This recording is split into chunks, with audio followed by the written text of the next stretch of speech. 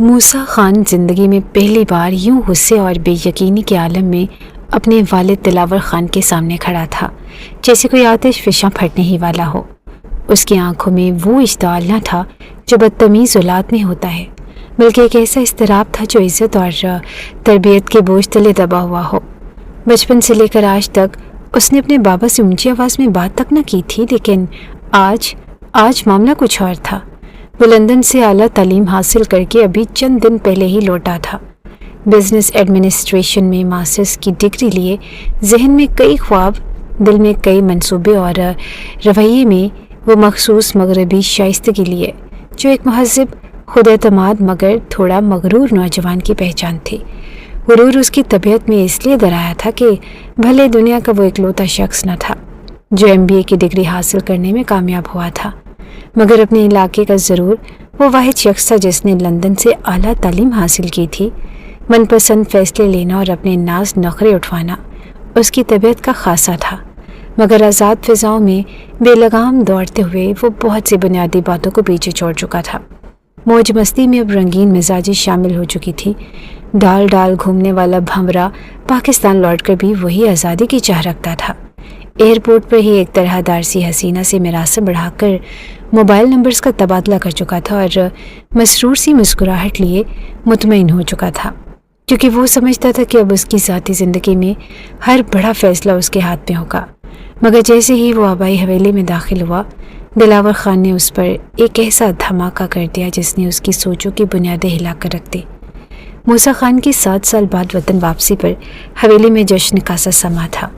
پورا خاندان اس خوشی کے موقع پر دلاور خان کی حویلی میں اکٹھا ہوا تھا اور ہر طرف خاندان کی لڑکیاں اور ان کی مائیں قدرت کے اس حسین شاہکار کو دیکھ کر آہیں بھر رہی تھی، اور موسیٰ خان خود کو اس رایا کا بے تاج باشتہ سمجھتا مغرور چال چلتا اپنے ماں باپ کی جانب بڑھ رہا تھا، اور لبوں پر ایک جاندار مسکراہٹ سجی تھی جو اس کی مردانہ وجاہت کو مزید اجاگر کر رہی تھی۔ خود پر جمی رشک بھری نگاہوں کو وہ اپنا حق سمجھ کر اندر ہی اندر خوش ہو رہا تھا، مگر اگلے چند پل میں اس کی خوشی غارت کر دی گئی۔ موسیٰ خان کا چچا یاور خان جو بیٹی کا باپ تھا اور اب اپنے فرض سے سبکدوش ہو جانا چاہتا تھا، کچھ ہی دیر تک خود کو روک پایا اور اس وقت اپنے بڑے بھائی دلاور خان کے پاس پہنچ چکا تھا۔ بھائی جان، میں زریشہ کی شادی کرنے کے بارے میں سوچ رہا ہوں۔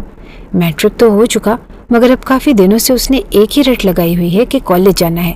آپ تو جانتے ہیں کہ ہمارے ہاں گھروں سے دور رہنا جوان لڑکی کے لیے کتنی نامناسب بات سمجھی جاتی ہے۔ کم سے کم میں اس بات کی اجازت نہیں دے سکتا۔ اس کی بڑھتی ہوئی ضد کا یہی بہترین حل ہے کہ یاور خان دور کھڑے موسیٰ خان کو چمکتی معنی خیز نگاہوں سے دیکھ رہے تھے، جبکہ شادی کا سن کر دلاور خان بھی چونک گئے۔ بچی ہے، کسی بھی طرح سمجھا لو کہ شہر جا کر پڑھنا اس کے لیے ممکن نہیں ہے، اچانک سے شادی کی جلدی کیوں کرتے ہو؟ دلاور خان نے بے چینی سے پہلو بدلا۔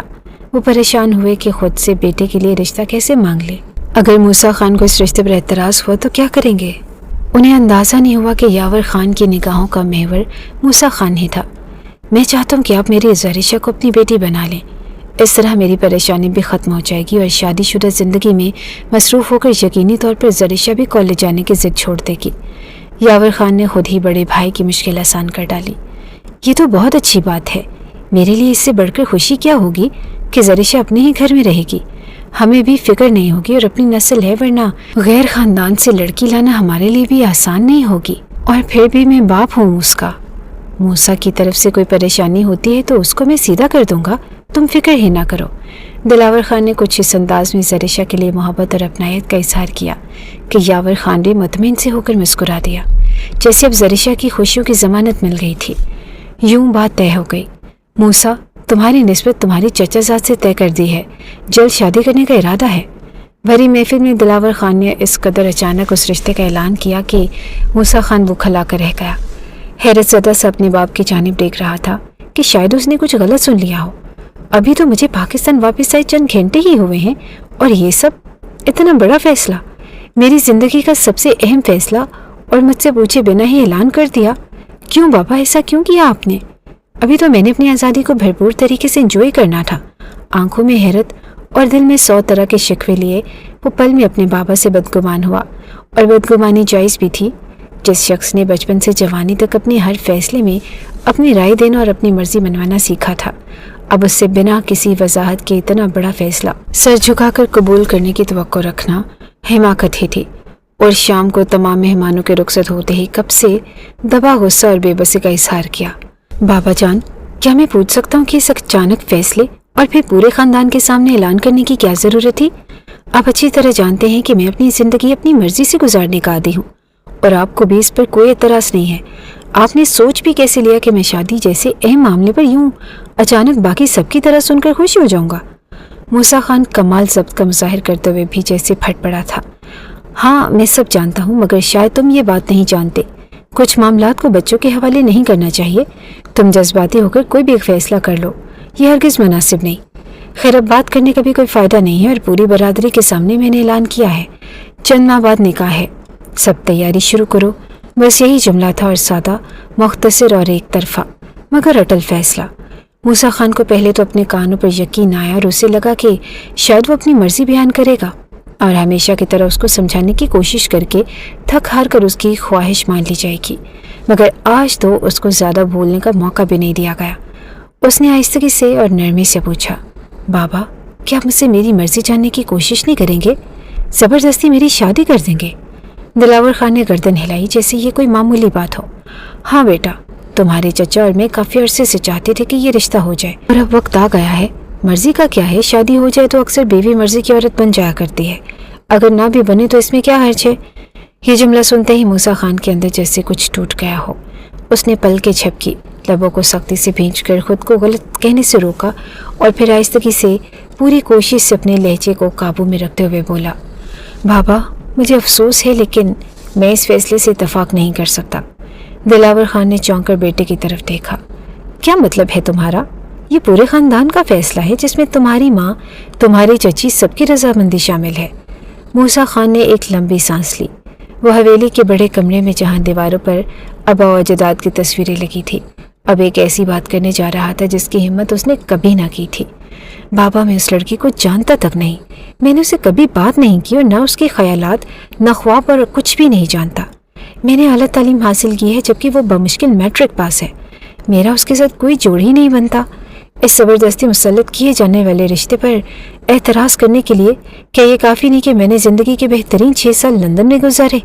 وہاں میں نے سیکھا کہ شادی ایک معمولی فیصلہ نہیں، ایک شراکت ہے، دو لوگوں کا باہمی فہم، محبت اور اعتماد پر مبنی رشتہ۔ یہ کوئی سودا نہیں کہ آپ طے کریں اور میں مان لوں، بلکہ زندگی بھر کا ساتھ ہے۔ تو میری لائف پارٹنر کے لیے میرے معیار کا خیال لازم ہونا چاہیے۔ بیٹے کے باغی انداز پر دلاور خان کی پیشانی پر بل آ گئے۔ تمہیں اپنی ماں کی عزت کا کچھ خیال ہے؟ تمہارے چچا کی بیٹی ہے وہ، تم دونوں ایک ہی گھر میں پلے بڑے ہو، اور کیا یہ کافی نہیں؟ موسیٰ خان نے نظریں نیچی کر لی، لیکن آواز میں وہی ٹھہراؤ برقرار رکھا۔ نہیں بابا جان، میں آپ کی بات کی اہمیت کو سمجھتا ہوں، مگر آپ کا بیٹا اب وہ بچہ نہیں رہا جو کسی بھی طرح بہلانے پھسلانے پر ہر بات مان لیتا تھا۔ میں نے خود کو ایک آزاد انسان بنایا ہے، میں نے دنیا دیکھی اور نظریات پڑھی ہیں، اور رشتوں کی نوعیت کو سمجھا ہے۔ میں صرف ایک خاندان کی خوشی کے لیے اپنی زندگی کی بنیاد نہیں رکھ سکتا۔ دلاور خان نے اٹھ کر قدم ناپنے شروع کیے، جیسے کمرے کے فرش اس کے غصے کو سمیٹ لیں گے۔ تو تمہاری تعلیم نے تمہیں اتنا خودسر اور باغی بنا دیا ہے کہ تم اپنے باپ کے فیصلے کو رد کرو گے؟ موسیٰ خان نے دھیرے سے سر اٹھایا۔ نہیں بابا، میری تعلیم نے مجھے یہ سکھایا ہے کہ اختلاف ادب سے بھی کیا جا سکتا ہے۔ میں آپ کے فیصلے کو ٹھکرا نہیں رہا، میں اس پر سوال کر رہا ہوں، کیا میرا اس رشتہ طے ہونے میں کوئی اختیار نہیں؟ کیا میں صرف ایک مہرہ ہوں، یا شادی چند روز کا کھیل ہے کہ میں کسی بھی طرح یہ چند روز پورے کر لوں اور پھر سب کچھ ٹھیک ہو جائے گا؟ کمرے میں خاموشی چھا گئی، صرف دیوار پر لگا گھڑیال ٹک ٹک کر رہا تھا، اور دلاور خان کی آنکھوں میں اب غصہ کم اور حیرت زیادہ تھی۔ تمہیں کیا لگتا ہے زریشہ جیسی شریف اور خاندانی لڑکی تمہارے قابل نہیں، یا تمہیں کسی اور سے محبت ہے؟ موسیٰ خان نے جھرجھری لی اور پہلی بار قدرے سخت لہجے میں بولا، بابا یہ بات کسی کی قابلیت یا محبت کی نہیں، یہ بات میری زندگی کے اس فیصلے کی ہے جس کا اختیار مجھے ہونا چاہیے۔ میں ایک نامعلوم لڑکی کے ساتھ زندگی گزارنے کو تیار نہیں، مجھے اپنا جیون ساتھی خود چننے کا حق ہے۔ دلاور خان کی آواز بھاری ہو چکی تھی۔ تو تم خاندان کی روایات کو توڑنا چاہتے ہو، ہماری خاندانی وقار کو داؤ پر لگانے کی ٹھان بیٹھے ہو؟ موسیٰ خان نے کندھے سیدھے کیے۔ اگر روایت اندھی ہو تو برا مت ماننا بابا جان، مگر ہاں، میں اسے توڑنے کو تیار ہوں، لیکن اگر آپ مجھے اجازت دیں تو میں خود اس سے بات کرنا چاہوں گا، उससे जानना चाहूँगा और अगर हम दोनों एक दूसरे को समझ सकें तब शायद बात आगे बढ़ सकती है, मगर यूं ज़बरदस्ती नहीं। ये अल्फाज कहना मूसा खान के लिए आसान न थे, मगर उसने कह दिया और अब उन अल्फाज के पीछे की हकीकत तो सिर्फ वही जानता था। उसके चेहरे पर इज़्तिराब भी था, यकीन भी, अदब भी और बगावत भी। दिलावर खान के लिए पहला मौका था जब उसने अपने बेटे को एक मर्द की तरह बात करते देखा। शायद दिल में कहीं ये भी महसूस किया कि उसकी तबीयत में वाकई कुछ वज़न था। चंद लम्हे खामोशी रही, फिर दिलावर खान ने गहरी सांस लेकर सिर्फ इतना कहा कि तुम्हारी बात भी सही है, लेकिन ये भी तो देखो कि ख़ानदान की इज्जत सबसे अहम है। मेरी ज़ुबान की ही लाज रख लो। मूसा खान ने आहिस्ता से सर हिलाया। मैं कभी आपके फ़ैसले पर एतराज़ नहीं करता बाबा, लेकिन मैं ये ज़रूर चाहता हूँ कि मेरी ज़िंदगी का फ़ैसला मेरे दिल और दिमाग की रज़ा से हो। ये कहकर मूसा खान खामोश हो गया। दिलावर खान ने उसके चेहरे पर देखा और शायद पहली बार बाप को बेटे में एक मर्द नज़र आया, एक ऐसा मर्द जो दलेर भी था, बाशऊर भी और शायद मुहज़्ज़ब भी। देखो बेटा, बात को समझो। अगर तुम कहीं और शादी करना चाहते हो तो भी मुझे कोई एतराज़ नहीं, मगर मर्दों को दूसरी शादी जैसे फ़ैसले पर कोई रोक नहीं सकता। मगर ख़ानदान की लड़की ख़ानदान से बाहर नहीं जानी चाहिए, बिलखसूस ज़रिशा जैसी लड़की जो अपने बाप की कुल जायदाद की इकलौती वारिस है। अगर वो ख़ानदान से बाहर चली गई तो सारी जायदाद भी साथ ले जाएगी, जो कि बहुत गलत बात होगी। तुम समझ रहे हो ना, ये हमारे आबा अजदाद की जागीर है और उसको किसी गैर के हवाले कैसे कर दे। तुम्हें बस एक बेज़रर सी लड़की से निकाह करना है और यावर खान की हवेली से इस हवेली में लेकर आना है, और फिर वो तो यहीं रहेगी और तुम्हें उसके नाम से 2 गांव की हुक्मरानी बैठे बिठाए मिल जाएगी और अपनी ज़िंदगी के फ़ैसले के लिए भी तुम आज़ाद हो। इस निकाह के बाद कहीं भी किसी भी हैसियत की लड़की से शादी करना चाहो तो तुम्हें कोई नहीं रोक सकता। सबसे अहम बात यह है कि हमारे ख़ानदान में किसी भी मामूली ख़ानदान की लड़की बहू की हैसियत से दाखिल नहीं हो सकती। तुम ज़रिशा से शादी करके ख़ानदान के वक़ार को बरकरार रखो और दूसरी शादी अगर करना चाहो तो उसको कहीं शहर में ही रख लेना। दिलावर खान हमेशा की तरह एक बार फिर अपने बेटे को उसकी पसंद की शादी के साथ ज़िंदगी गुजारने के लिए सुनहरे ख्वाब दिखाते हुए शादी के लिए राज़ी कर चुके थे, और मूसा खान भी इस बात पर खामोश हो चुका था कि अपने ख़ानदानी रस्म व रिवाज के मुताबिक अगर ज़रिशा से शादी करके उसको आज़ादी मिल सकती है तो इसमें कोई बुराई नहीं। अलबत्ता दिल से वो अब भी इस बात पर राज़ी ना हो पाया था, मगर फिलवक्त खामोशी इख्तियार कर गया। जबकि दिलावर खान इस बात पर दिल में खुश हो रहे थे कि भतीजी को अपनी बहू बनाकर न सिर्फ अपने छोटे भाई को खुश और मुतमिन कर लेते, बल्कि हमेशा के लिए उनकी ख़ानदानी जायदाद भी गैरों के हाथ लगने से महफूज हो जाती। नवाब इब्राहिम खान के 2 ही बेटे थे, दिलावर खान और यावर खान। नवाब साहब की वफ़ात के बाद उनकी अरबों रुपए की जागीर उनके दोनों बेटों में बराबर तकसीम कर दी गई थी, और दिलावर खान अपनी जागीर में से पहले ही बड़ी बेटी को शादी के वक्त कुछ हिस्सा देने पर ज़्यादा खुश न थे, और नाजो पला लाडला बेटा मूसा खान अभी तक सिर्फ उनकी जागीर और पैसे को उड़ाने में ही मसरूफ़ था। जबकि यावर खान, जो कि इकलौती बेटी का बाप था, मगर अपनी बाप की जागीर को मज़ीद मेहनत और समझदारी के साथ बढ़ाने में मसरूफ़ था, जिसका नतीजा ये हुआ कि बच्चों के जवान होने तक दिलावर खान की जायदाद की निस्बत यावर खान की जायदाद 3 गुना बढ़ चुकी थी। यही वजह थी कि दिलावर खान हर सूरत यावर खान की बेटी को अपनी बहू बनाने पर तुला हुआ था, मगर समझ नहीं पा रहा था कि किस तरह अपने भाई को बिना किसी बदमज़गी और झगड़े के कायल कर सके। उसकी ख्वाहिश उसके खूबरू बेटे ने चंद साल लंदन में गुजार कर आते ही बड़ी आसानी से पूरी कर दी, मगर वो खुद इस बात पर बिल्कुल भी खुश न था। अक्सर बड़ी बड़ी जागीरों के मालिक इसी तरह जायदाद के हवाले से काफ़ी लालची तबीयत के और कमज़ोर लोग होते हैं, जिन्हें अपनी औलाद की खुशी और उनके शरई हकूक़ का कोई ख्याल नहीं होता। बस एक ही बात की फ़िक्र होती है कि उनकी दौलत जायदाद हमेशा उन्हीं के पास मौजूद रहे, किसी भी तरह जायदाद का बंटवारा होने ना पाए। दिलावर खान भी उसी सोच का मालिक था, इसीलिए लापरवाही से कंधे झटक कर बेटे की नाराज़गी को नज़रअंदाज करते हुए फरहत बेगम को धूमधाम से शादी की तैयारियां करने का हुक्म सादर कर दिया, और उस लम्हे हवेली की फ़िज़ा में एक नया बाब रक़्म हो चुका था। जबकि दूसरी जानिब यावर खान ने शहर में रहकर तालीम हासिल की और जागीर विरासत के हवाले से किसी भी किस्म के लालच या बंटवारे से उन्हें कोई गर्ज न थी। वो तो सिर्फ अपनी बेटी की खुशी और हिफाजत के लिए उसे अपने घर में निगाहों के सामने रखना चाहते थे।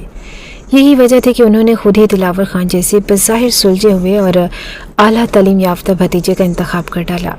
वक्त पर लगा कर उड़ने लगा और बिलाखिर वो दिनान पहुंचा जब मूसा खान अपने बाप के समझाने बुझाने पर नहायत मजबूरी में खामोशी से निकाह के लिए बैठा था। مگر دوسری جانب زریشہ خان جو دل میں 100 طرح کے خدشات اور گھبراہٹ کے ساتھ فطری شرم و حیا کے حالے میں لپٹی اپنے آپ میں سمٹی جا رہی تھی کہ سارے خاندان کی لڑکیاں اپنی حسرت اور اداسی کو بھلائے اس کے ساتھ چھیڑ چھاڑ کرنے میں مصروف تھی۔ تم کتنی خوش قسمت ہو زریشہ کہ تمہیں بن مانگے لندن پلٹ اتنا خوبصورت اور پڑھا لکھا موسیٰ خان بیٹھے بٹھائے مل گیا۔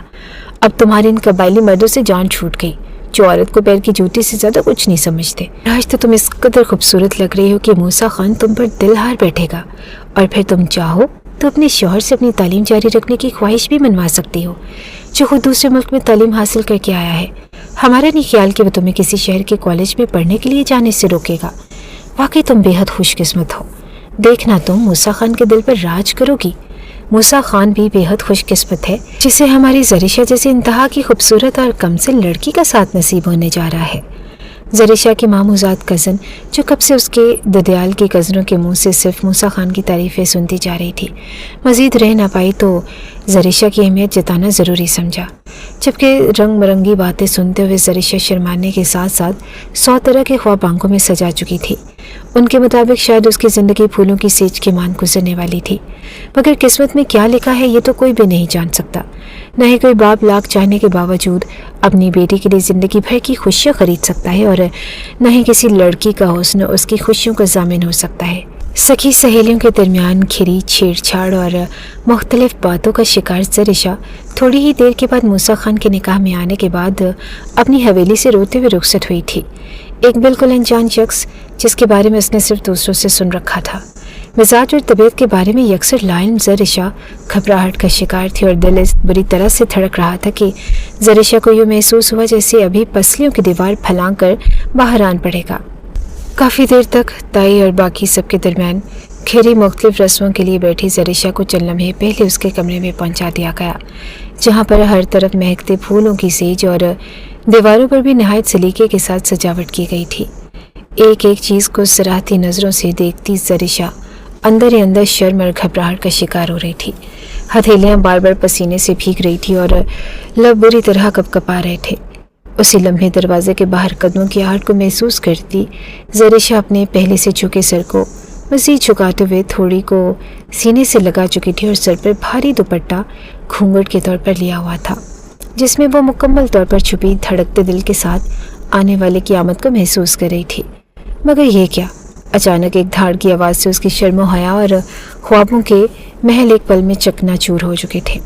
موسیٰ خان جو پہلے ہی زبردستی مسلط کیے جانے والے رشتے پر بے حد ناخوش تھا، اور مزید اس کی وہ گرل فرینڈ جس کے ساتھ وہ ہوٹل اور پارکس میں ملاقاتیں کر چکا تھا، اس کی شادی کا سن کر اس قدر ناراض تھی کہ اس کی کال تک اٹھانا گوارا نہیں کر رہی تھی۔ اس بات کی وجہ سے موسیٰ خان اس قدر چڑچڑا اور بدلحاظ ہو چکا تھا کہ اس نے سارا غصہ زریشہ خان پر اتار دیا، جس کا کسی بھی حوالے سے کوئی قصور نہ تھا۔ تم ابھی تک میرے بیڈ پر اتنا پھیلاوا کر کے کیوں بیٹھی ہو؟ کیا تمہیں پتہ ہے کہ میں اپنے بیڈ پر پھیل کر سونے کا عادی ہوں؟ عجیب جاہل لڑکی ہو جس کو اتنا سا بھی اندازہ نہیں کہ اگر میں نہ یہاں پر کسی رسم میں شریک ہوا اور نہ ہی کمرے میں آنے کی جلدی کر رہا تھا تو اس کے پیچھے ضرور کوئی بڑی وجہ ہوگی۔ اپنی یہ خوش فہمی تم دور کر لو تو بہت بہتر ہوگا۔ میں اس شادی کے لیے بالکل راضی نہیں تھا، صرف اور صرف بابا جان کی ضد کرنے پر، ان کی عزت کی خاطر میں نے یہ نکاح کرنے پر مجبور ہوا۔ اس لیے اب پہلی فرصت میں میرے بستر سے اٹھو اور یہ پھول وغیرہ اور اپنا یہ لباس بھی چینج کرو۔ مجھے ان سب چیزوں سے سخت وحشت ہو رہی ہے۔ میں شاور لینے جا رہا ہوں اور میرے آنے سے پہلے یہاں کا سب کچھ اچھی طرح سے صاف کر دو۔ مجھے کسی بھی قسم کی ڈیکوریشن یا کوئی پھول پتی وغیرہ کچھ بھی یہاں نظر نہیں آنا چاہیے۔ دروازے کو زور سے بند کرتے ہوئے موسیٰ خان ایک ہی سانس میں سامنے بیٹھی کمسن اور معصوم لڑکی کو اس قدر باتیں سنا چکا تھا کہ تذلیل کے باعث اس کا چہرہ سرخ پڑ گیا۔ وہ تو اس شخص کے بارے میں جو ابھی چند گھنٹے پہلے ہی اس کا شوہر بنا تھا۔ نہ جانے کیا کچھ وہ سوچ چکی تھی اور کتنی ہی تعریفیں سن چکی تھی کہ وہ اس قدر مہذب اور با اخلاق اور سلجھا ہوا لڑکا ہے جس نے بیرون ملک جا کر اپنی قبائلی جاہلیت اور عورت ذات کو کمتر سمجھنے جیسی کئی باتوں کو پس پش چھوڑ دیا ہے۔ مگر وہی موسیٰ خان اس کے لیے آج بھی وہی قبائلی مرد بن چکا تھا جس نے اس کے احساسات اور جذبات کی بھی کوئی پرواہ نہ کی، اور پہلی ہی رات میں اسے بری طرح دھاڑ کر اس کے دل کو دکھی کر گیا تھا۔ زریشہ اپنے شوہر کے اس رویے پر بری طرح سے سہم چکی تھی اور پوری شدت سے لرزتے وجود کے ساتھ بستر سے اٹھنے کی ناکام کوشش کر رہی تھی، جبکہ موسیٰ خان اپنی بات کہہ کر وہاں پر رکنے کے بجائے تیزی سے ڈریسنگ روم کی جانب بڑھ گیا اور اگلے 20-25 منٹ میں شاور لے کر ڈھیلے ڈھالے ٹراؤزر شرٹ میں موسیٰ خان واش روم سے باہر نکلا تو بنا اس کی طرف دیکھے تیزی سے والیٹ، گاڑی کی چابیاں اور موبائل فون سائڈ ٹیبل سے اٹھاتا کمرے سے باہر جا چکا تھا۔ اس کے جاتے کسی ہرنی کی طرح سہمی ہوئی زریشہ خان پھوٹ پھوٹ کر روتی۔ وہ اپنی اس قسمت پر حیرت میں مبتلا ہو چکی تھی اور کافی دیر تک روتے رہنے اور دل کا بوجھ ہلکا کرنے پر ہر ممکن کوشش کرنے کے بعد وہ اس عہد کے ساتھ کھڑی ہوئی تھی کہ کچھ بھی ہو جائے میں اپنے بابا جان کو اس سب کے بارے میں نہیں بتا سکتی۔ ایک شریف اور مشرقی لڑکی اپنے انتہائی اندرونی معاملات کے بارے میں بھی باپ بھائی کو آخر کس طرح آگاہ کر سکتی ہے؟ اس کے بابا جان جو اس کو اپنے بھتیجے کے سپرد کر کے بے حد مطمئن ہو چکے تھے اور اس بات پر یقین رکھے ہوئے تھے کہ اب ان کی بیٹی کو کوئی تکلیف نہیں ہو سکتی، یہ جان کر بری طرح سے ٹوٹ جاتے کہ جس بھتیجے پر انہیں اس قدر مان تھا وہی بھتیجا اس کی بیٹی کو اس قدر ذلت اور تکلیف دے کر گزارنے کا سبب بن چکا ہے۔ خدا جانے یہ پہاڑ جیسی زندگی کس طرح گزرے گی۔ یا خدا مجھے ہمت دینا، میں اپنے بابا کی تکلیف کا باعث نہیں بننا چاہتی۔ سچ ہے کہ کوئی بھی باپ بھلے کتنا ہی امیر کیوں نہ ہو اپنی بیٹی کے نصیب کو خرید نہیں سکتا اور نہ ہی بدل سکتا ہے۔ یہ طاقت صرف اور صرف رب کی ذات کے پاس ہے اور وہ جو چاہے جیسا چاہے کرنے پر قادر ہے۔ اگر میرے رب نے مجھے یہ تکلیف دینے کا فیصلہ کیا ہے تو اس کی ضرور کوئی نہ کوئی وجہ ہوگی، اور جو رب انسان کو پریشانیوں میں مبتلا کرتا ہے وہی رب ثابت قدم رہنے اور ہمت رکھنے کا حوصلہ بھی عطا فرماتا ہے۔ زریشہ خان اپنے دل کو ہر ممکن تسلی دینے کی کوشش کر رہی تھی اور ساتھ ہی ساتھ اس نک چڑھے مغرور شہزادے کے حکم کی تعمیل کرتے ہوئے اور اسی لباس تبدیل کر کے کمرے کی سجاوٹ کا سامان بھی سمیٹنے میں مصروف تھی۔ زریشہ خان جو اپنے بابا کی اکلوتی لاڈلی بیٹی تھی اور جس کے باپ کی حویلی میں نوکروں اور ملازمین کی ایک پوری فوج موجود تھی، جس کے باعث زریشہ خان کو اٹھ کر کبھی اپنے لیے ایک گلاس پانی بھی لینے کی تکلیف نہ اٹھانی پڑی۔ آج شادی کی پہلی رات تھی۔ اس سنگ دل انسان نے اس پھول سے نازک اندام لڑکی کو اس قدر مشکل میں مبتلا کر ڈالا تھا کہ کافی دیر تک کمرے کو سمیٹنے کی وہ کوشش میں ہلکان ہوتی زریشہ خان بالآخر کامیاب ہو چکی تھی اور تھک ہار کر بستر پر لیٹی تو ایک بار پھر دل اس بری طرح سے بھر آیا کہ جی چاہ رہا تھا کہ چیخ چیخ کر روئے اور سب کو جمع کر کے بتائے کہ ایک بیٹی جس کے برے نصیب سے ہر باپ ڈرتا ہے اور اپنے تئیں بہتر سے بہترین فیصلہ کرتا ہے، آج کس مشکل کا شکار ہے اور کوئی بھی اس کی تکلیف کو سمجھنے یا اس کا غم بانٹنے کو اس کے پاس موجود نہیں۔ موسیٰ خان نیلم نامی اس لڑکی کو منانے میں بری طرح سے ناکام ہو چکا تھا۔ کافی دیر تک ہر کال کو نظر انداز کرنے کے بعد جب نیلم نے کال پک کی تو بری طرح سے رو رہی تھی اور اس کے رونے پر موسیٰ خان پہلی فرصت میں اس کو منانے اور اپنی محبت ثابت کرنے کے لیے حویلی سے نکل چکا تھا۔ یہ جانے بغیر کہ 2 آنکھیں رات کے اس پہر اس کو تیزی سے کال پر کسی سے بات کرتے ہوئے نکلتا دیکھ رہی تھی۔ تو میرے لیے رونا بند کرو، میرا یقین کرو میں تمہارے ساتھ مخلص ہوں اور صرف بابا جان کی ضد کے آگے میں ہار گیا ہوں، مگر میرا یقین کرو میں نے اس لڑکی کی جانب نظر اٹھا کر دیکھنا بھی گوارا نہیں کیا۔ اس وقت میں راستے میں ہوں اور تمہاری طرف ہی آ رہا ہوں، کیا یہ جان کر بھی تم میری محبت پہ یقین نہیں کرو گی؟ موسیٰ خان جو چند پل پہلے زریشہ خان کے لیے ایک جابر اور حاکم مرد بن کر اس پر روب جھاڑ رہا تھا، اپنی من پسند لڑکی نیلم کے ناز نخرے اٹھانے میں اپنا جاہو جلال اور خاندانی وقار تک بھلا چکا تھا، جبکہ نیلم اب سو سو کرتی اس کی بات سن کر ادا سے بول رہی تھی، میں تمہارا کیسے یقین کروں؟ تم اچھی طرح جانتے ہو کہ میں تم سے محبت کرتی ہوں، مگر تم مجھے چھوڑ کر اپنی کزن سے شادی رچا کر بیٹھے ہو۔ اس وقت اگر تم واقعی میری دہلیز پر آج قدم رکھتے ہو اور اس عہد کے ساتھ آتے ہو کہ آج کی رات تم میرے نام کر دو گے تو شاید میں تمہارا اعتبار کر سکوں، ورنہ میں کبھی تمہاری محبت پہ یقین نہیں کر پاؤں گی۔ میں وہ کمزور عورت نہیں ہوں جو مردوں کی چکنی چپڑی باتوں میں آ جاؤں، میں حقیقت پسند ہوں اور جو دیکھتی ہوں اس پر یقین رکھتی ہوں۔ نیلم 35 سالہ شاطر اور چال باز عورت تھی جو موسیٰ خان جیسے خود کو سمجھدار سمجھنے والے بیوقوف مردوں کو اس طرح عطائے اور ناز دکھا کر اپنی جانب مائل کرنے کی ماہر شکاری تھی، اور موسیٰ خان کے اس بات پر یقین کرنے کے لیے بار بار اس کو اکسا رہی تھی کہ اگر وہ صرف بہلانے کی کوشش کر رہا ہے تو عملی طور پر اس کے پاس پہنچنے کی ہر ممکن کوشش کرے۔ تھوڑی دیر میں موسیٰ خان اس کے بتائے ہوئے ایڈریس پر موجود تھا اور اسے سامنے دیکھ کر بنی ٹھنی نیلم بظاہر روتے ہوئے اس کے سامنے موجود تھی، جبکہ اس کا دل خوشی سے پھولے نہیں سما رہا تھا کہ وہ ایک بار پھر کسی رئیس زادے کو بے وقوف بنانے اور اپنے دروازے تک لانے میں کامیاب ہو چکی تھی۔ موسیٰ خان اس کے غم کو ہلکا کرنے کی کوشش کرتے کب اس کی چال بازیوں میں آتا بہک چکا تھا وہ کچھ بھی اندازہ نہیں کر پایا और कुछ वो पहले ही कोई बाकिरदार और मजबूत शख्स न था। लंदन में भी इसी तरह की सरगर्मियों में वो मसरूफ़ रह चुका था, इसलिए भी उसने इस बात पर ज़्यादा तवज्जो न दी और अब तक वो नीलम से एक हद में रहकर मिलता रहा था और कोई ख़ास गहरा और जज्बाती लगाव महसूस नहीं करता था। मगर बाप की ज़बरदस्ती और ख़ुद पर मुसल्लत की हुई उस वक्त चचा ज़ाद कज़न को जब उसकी बीवी बन चुकी थी, उसकी चिड़ में हर हद से गुजर गया। रात के आखिरी पहर मूसा खान की आंख खुली तो वो हड़बड़ा कर उठा और तेज़ी से वॉशरूम की जानिब गया। शॉवर लेकर फ्रेश हुआ और वॉशरूम से बाहर निकला तो सामने खिड़की से बाहर के नज़ारे देखते हुए लाशौरी तौर पर उस एक बात को बहुत गहराई से महसूस करने लगा था।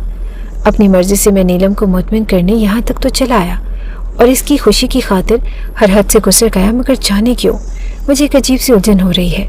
मुझे अपने वजूद से और उस औरत से घिन आ रही है।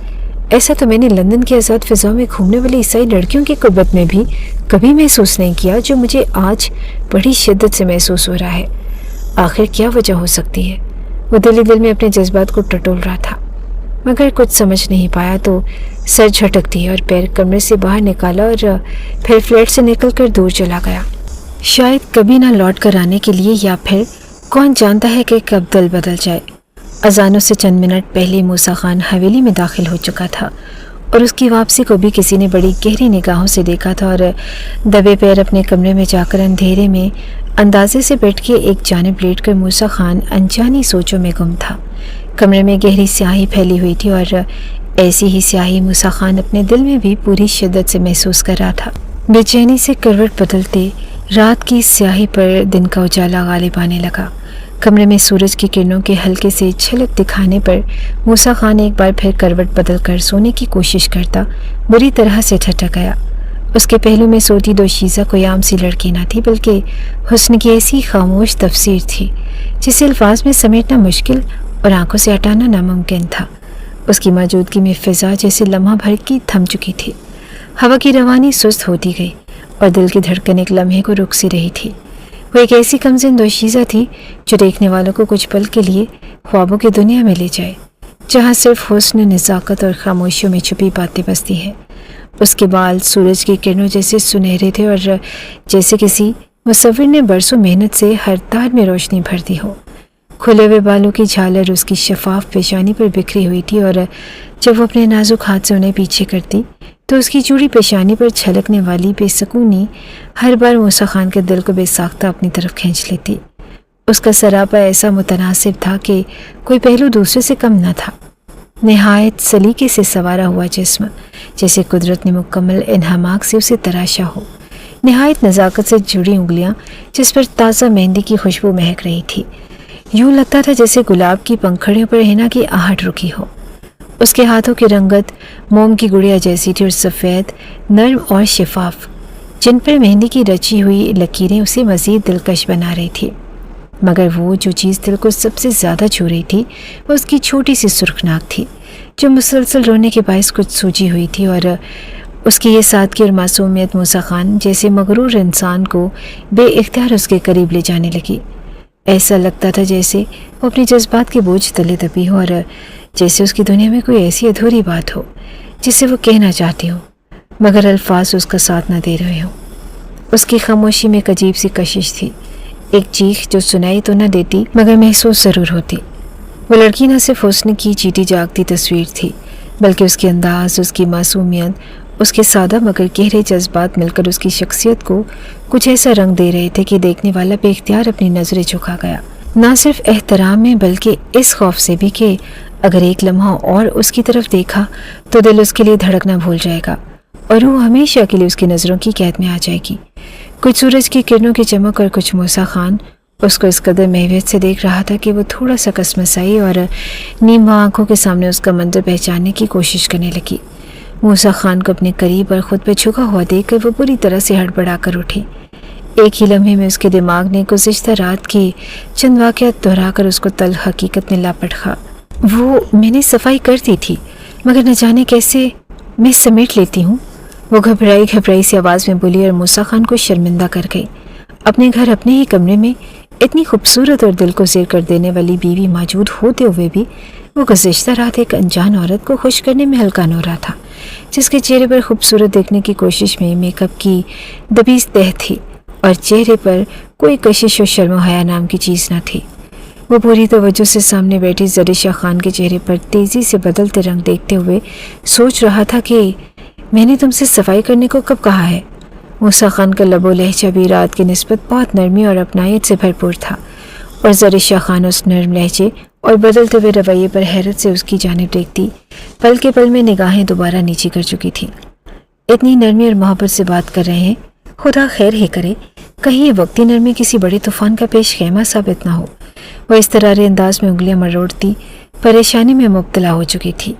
اس ایک نگاہ میں موسیٰ خان نے اس کی آنکھوں کی خوبصورتی اور ان میں بسے جذبات کو محسوس کر لیا تھا۔ آنکھیں بڑی تھی، خوابوں سے بھری ہوئی، اور ان میں کوئی خاص رنگ نہ تھا، مگر شاید اس لیے وہ ہر رنگ کو اپنے اندر جذب کر لینے کی صلاحیت رکھتی تھی، بلکہ اتنی لمبی اور گھنی تھی کہ جب وہ نظر جھکاتی تو یوں لگتا جیسے دو پردے ایک راز کو چھپا رہے ہوں۔ ان آنکھوں میں اداسی کی ایک ہلکی سی جھلک موجود تھی، جیسے وہ دنیا سے کچھ چھپانے کی کوشش کر رہی ہوں۔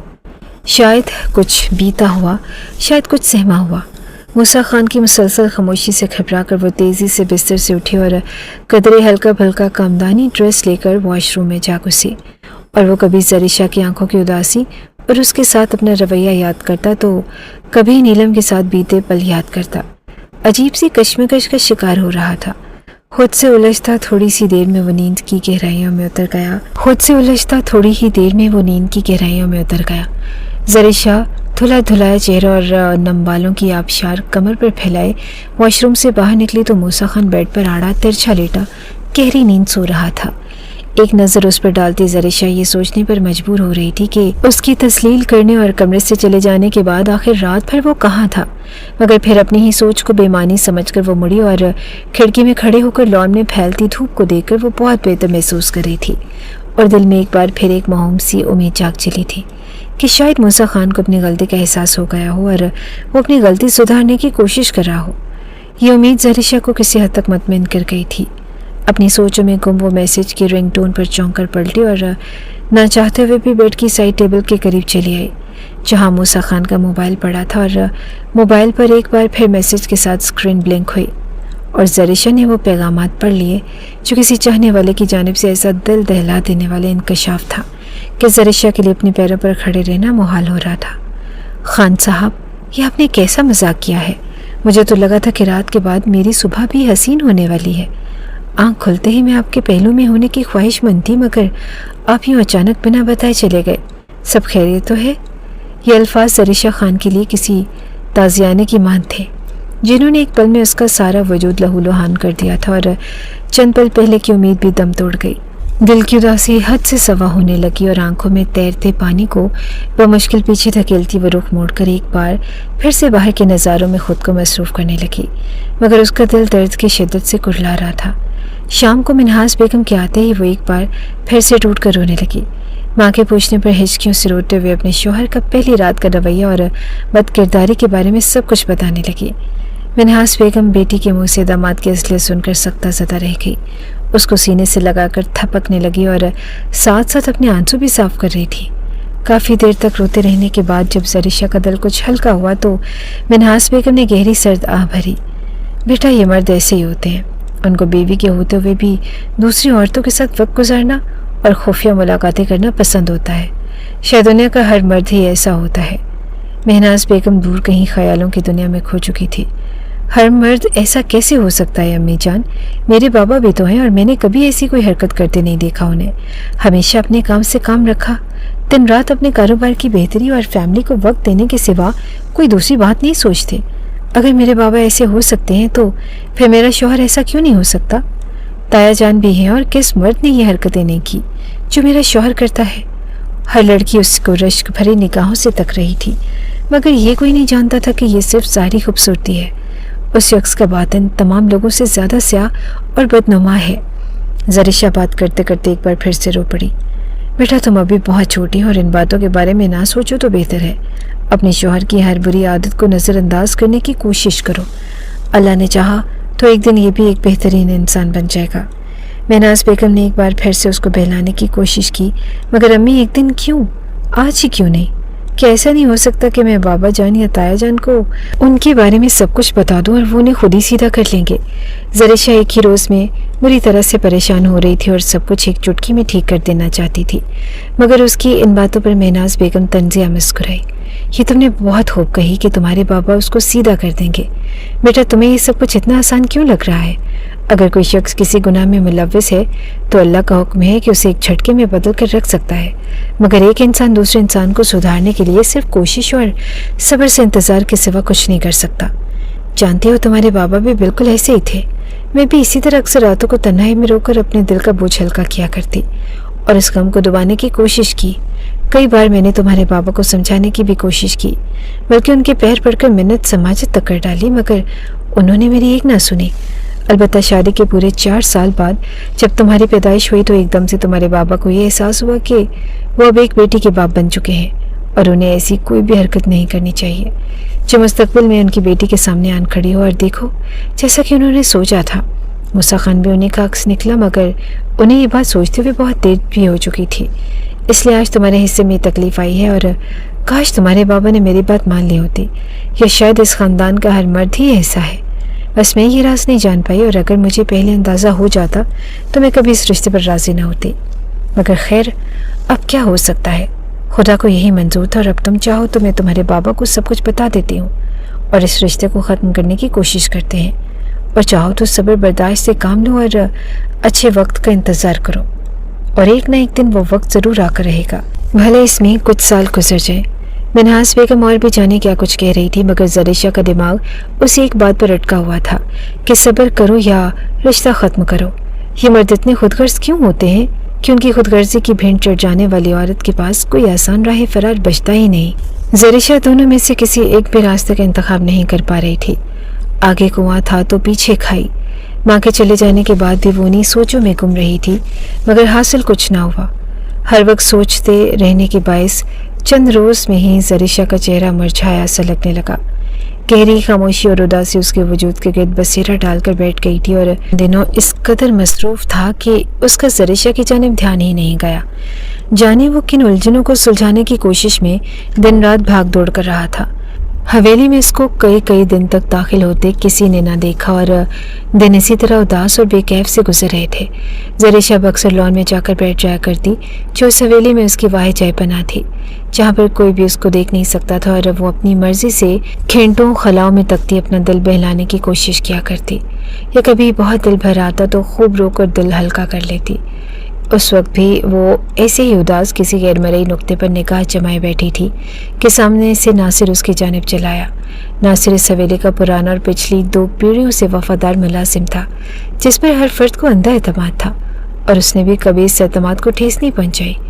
उस वक्त भी वो पिछले कई रोज़ से ज़रीशा की परेशानी और यूं उदास सूरत लिए इस तन्हा कोशे में छुपे रहने को मुसलसल नोटिस कर रहा था।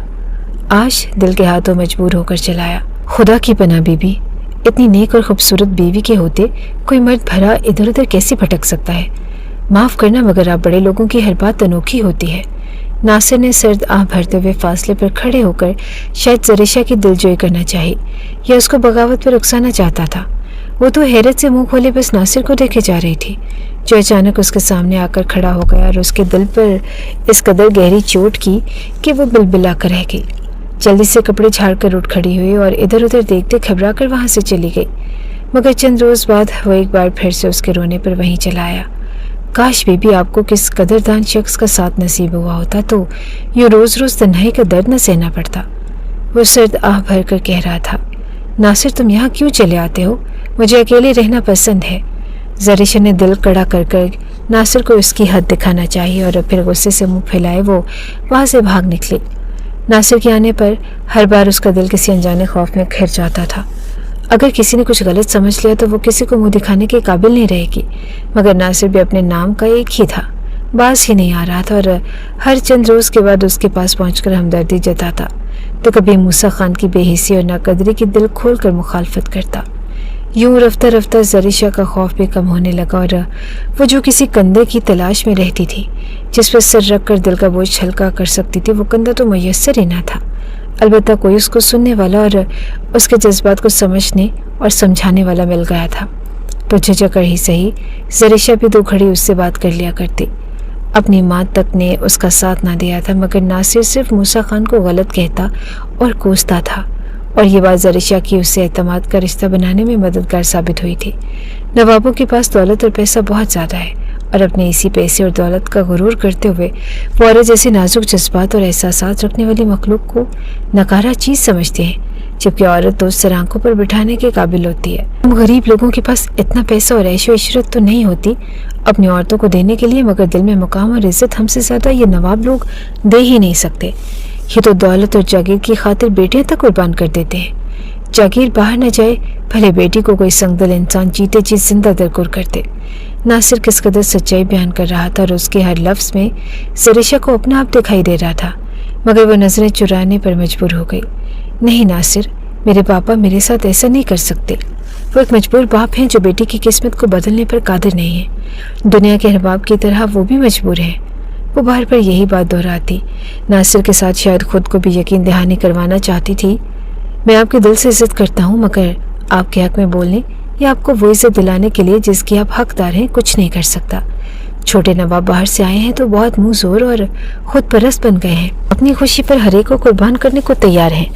अगर आप ये ख़ानदानी ऐशो इशरत और मतलबी रिश्तों के साथ कुर्बान हो जाना चाहती हैं तो कोई भी कुछ नहीं कर पाएगा, और अगर आप खुद हिम्मत करें और छोटे नवाब से किसी तरह 3 बोल तलाक लेकर निकलवा लें तो मैं आपकी खातिर अपनी ख़ानदानी वफादारी तक को दाव पर लगाने को तैयार हूँ। हम जैसे गरीब लोगों के पास जान से ज़्यादा कीमती इज्जत और वफा होती है, और मैं अपनी वफा यहाँ पर कुर्बान करने को तैयार हूँ। अलबत्ता मेरे साथ जाकर आपकी जान को भी हरदम खतरा लाहक रहेगा, और जीने को रोटी और तन ढांपने को कपड़ा बमुश्किल मुयस्सर हो पाएगा। नासिर आज उसको किसी भी तरह तैयार करना चाहता था, या शायद जैसा दावा कर रहा था वो वाकई तहे दिल से ज़रिशा से मोहब्बत कर बैठा था। ज़रिशा खान जो मोहब्बत और इज्जत की तरसी हुई थी, नासिर की बातों पर उसका दिल अच्छा महसूस कर रहा था, मगर आज भी वो दिल की बात कहते झिझक रही थी कि नासिर न सिर्फ बिल्कुल गैर मर्द था, बल्कि उसके ताया का ख़ानदानी मुलाजिम भी था, और उन्हीं बातों से वो बेहद खौफज़दा रहती थी। मगर आज तो उसकी खामोशी भी तूफान का काम कर गई। काफ़ी देर से पीछे खड़ा मूसा खान अपने ख़ानदानी मुलाजिम के साथ अपनी बीवी की गुफ्तगू को सुनकर गुस्से से सीख पा हो चुका था, मगर वहाँ से एक तरफ होकर वापसी के लिए वो मुड़ चुका था, और नासिर किसी काम के लिए वहाँ से उठा तो मूसा खान दनदनाता हुआ उसके सर पर आन पहुँचा।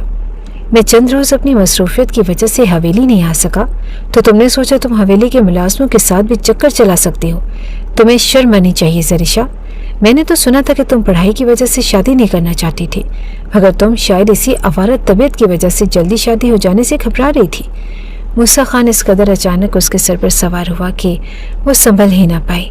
एक झटके से उसका मोबाइल छीनकर मैसेज ओपन किए तो नासिर के साथ उसकी चैट देख देकर मूसा खान का गुस्सा एकदम आसमान को छूने लगा।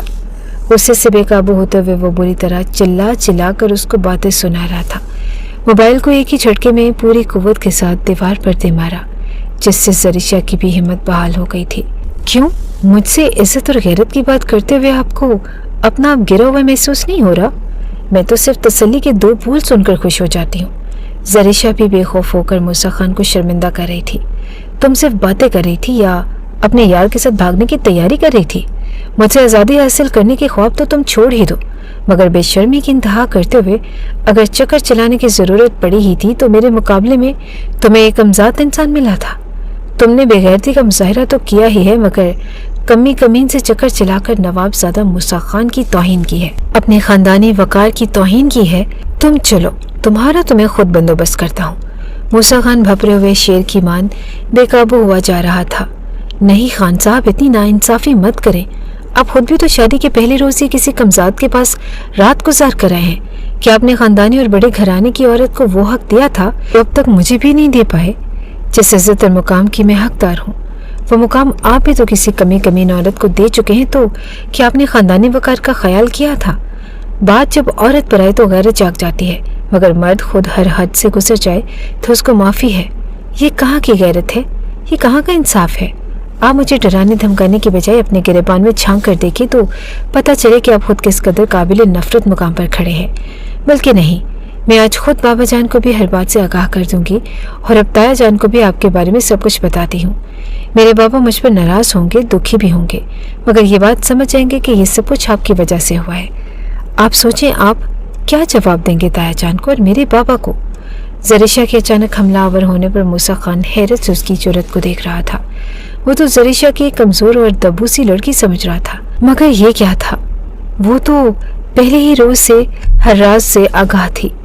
उस अचानक हमले पर मूसा खान एक पल के लिए बौखला गया और उसी पर ज़रिशा ने हिम्मत का मुजाहरा करते तेजी से आगे बढ़कर ताया जान को आवाज़ लगाई। अंदर की जाने भागी थी और उनके पास जाकर एक एक बात उनकी कोशिश गुजारती।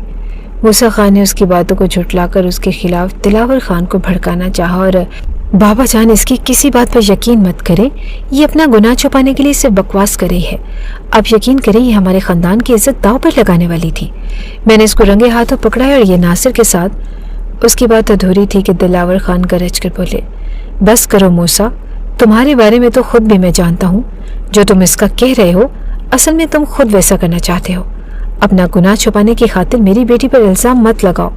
दिलावर खान उस पर यकीन करने को तैयार ही न थे। बाबा जान मैं सच कह रहा हूँ। मूसा ने अपनी बात पर जोर दिया। ठीक है, अगर ऐसा है तो मैं अभी नासिर को बुलाकर देख लेता हूँ। अभी पता चल जाएगा कि कौन सच कह रहा है और कौन झूठ बोल रहा है। दिलावर खान की इस बात पर मूसा पर सुकून और ज़रिशा बेचैन हुई थी और वो तो सोच रही थी कि उसका रिकॉर्ड ज़ाया हो चुका है, मगर नासिर के ज़रिए उसका गुनाह भी वाज़ेह हो जाता। उसी वक्त नासिर आया और उसने अपना मोबाइल दिलावर खान के सामने रखते हुए पूछने पर भी यही कहा कि पाक कलाम की कसम खाता हूँ नवाब साहब, मैं छोटी बीबी के दिल से इज्जत करता हूँ और उनके बारे में घटिया सोच भी नहीं रख सकता। दिलावर खान ने उसकी कसम उठाने पर उसका यकीन कर ही लिया और साथ ने मोबाइल पर भी सब कुछ देख लिया। कहीं ज़रिशा के हवाले से या उसके साथ बातचीत ना की गई थी। देखो इसके पास भी ऐसा कोई सबूत नहीं मिला। तुम बहुत गलत कर रहे हो मूसा खान।